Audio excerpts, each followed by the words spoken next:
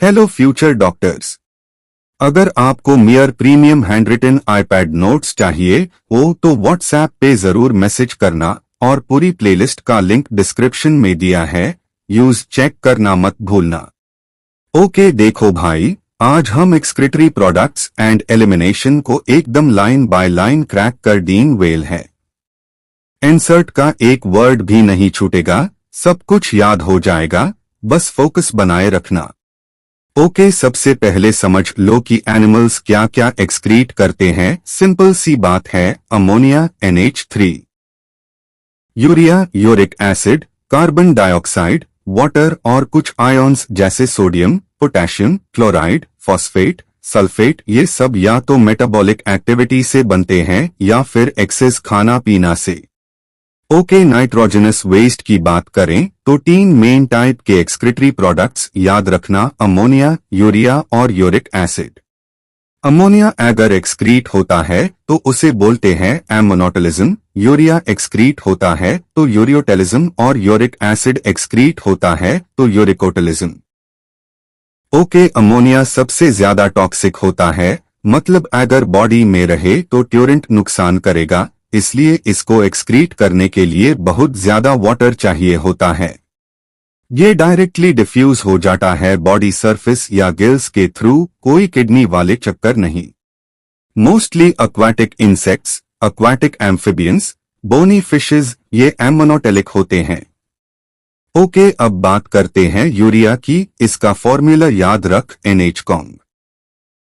ये अमोनिया से थोड़ा कम टॉक्सिक होता है और इसको एक्सक्रीट करने के लिए कंपैरेटिवली कम वाटर चाहिए होता है। अमोनिया लिवर में जाके यूरिया में कन्वर्ट होता है, फिर ब्लड में मिक्स होता है और किडनी फिल्टर करके बाहर निकल देती है। थोड़ा बहुत यूरिया हमारी बॉडी में ऑस्मोलैरिटी मेंटेन करने के लिए भी रहता है। ह्यूमंस, मैमल्स, टेरेस्ट्रियल एम्फिबियंस और मरीन फिशेज ये सब यूरियोटेलिक है। ओके FIR आता है यूरिक एसिड। भाई ये सबसे कम टॉक्सिक है और सबसे कम सोल्यूबल भी, मतलब बॉडी मिनिमम वाटर वेस्ट करती है, इसको निकलने में एक्सक्रीट होता है पेस्ट या पेलेट्स फॉर्म में। अगर बॉडी में ज्यादा अक्यूमुलेट हो जाए तो गाउट हो जाता है, यानी यूरिक एसिड क्रिस्टल्स जमा हो जाते हैं जॉइंट्स में। रेप्टाइल्स, बर्ड्स, लैंड स्नेल्स और टेरेस्ट्रियल इंसेक्ट्स ये सब यूरिकोटेलिक होते हैं। ओके अब एक्सक्रीटरी ऑर्गन्स देखते हैं। ह्यूमंस जैसे हायर वर्टेब्रेट्स में किडनी होती है। इनवर्टेब्रेट्स में कुछ और सिस्टम्स होते हैं जैसे प्लैटीहेल्मिन्थ्स, प्लानारिया में फ्लेम सेल्स या प्रोटोनेफ्रिडिया, अर्थवॉर्म में नेफ्रिडिया, इंसेक्ट्स जैसे कॉकरोच में मैल्पाइयन ट्यूब्यूल्स और क्रस्टेशियंस में एंटेनल ग्लैंड या ग्रीन ग्लैंड। ये सब एक्सक्रीशन के साथ ऑस्मोटिक बैलेंस भी मेंटेन करते हैं। ओके ह्यूमन एक्सक्रीटरी सिस्टम की बात करते हैं। 2 किडनीज होती है, हर किडनी के ऊपर एक एड्रेनल ग्लैंड होता है।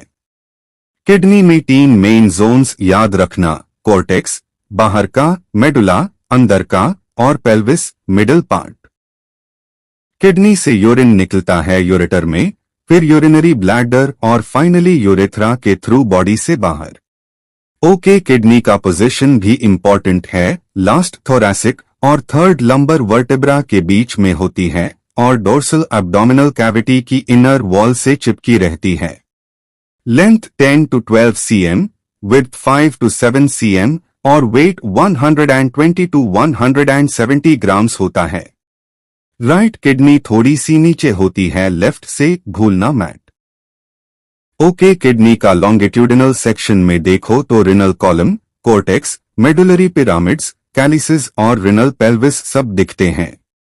कॉर्टेक्स जो मेडुला के बीच में घुस जाता है, यूज रिनल कॉलम या कॉलम ऑफ बर्टिनी बोलते हैं। मेडुला कॉनिकल मासेस में डिवाइडेड होता है जो पिरामिड्स कहलाते हैं।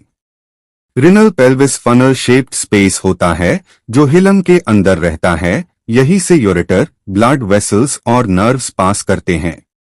ओके किडनी का फंक्शनल यूनिट है नेफ्रॉन। एक किडनी में अप्रॉक्स 1 मिलियन नेफ्रॉन्स होते हैं। नेफ्रॉन का हेड होता है मैल्पाइयन बॉडी या रिनल कॉर्पसल, इसमें बोमेंस कैप्सूल और ग्लोमेरुलस होता है। Bowman's capsule double walled cup जैसे होता है। आउटर वॉल में स्क्वेमस एपिथेलियम और इनर वॉल में पॉडोसाइट सेल्स होते हैं जो फिल्ट्रेशन स्लिट्स बनते हैं। ओके, ग्लोमेरुलस ब्लड फिल्टर करता है। यहाँ एफरेंट आर्टेरियोल ब्लड लेके आता है और एफरेंट आर्टेरियोल निकलता है। एफरेंट इज इक्वल टू आना, efferent is equal to exit. Simple. Okay, efferent arteriole एक नेटवर्क बनाता है पेरिट्यूबुलर कैपिलरीज जो ट्यूब्यूल्स को सराउंड करती है। कॉर्टेक्स रीजन में कॉर्टिकल पेरिट्यूबुलर कैपिलरीज होते हैं। मेडुला में वासा रेक्टा ये लूप ऑफ हेनले के अराउंड होता है और यू शेप्ड होता है। Loop of Henle hair pin shaped होता है। H for Henle, H for hair pin, easy mnemonic.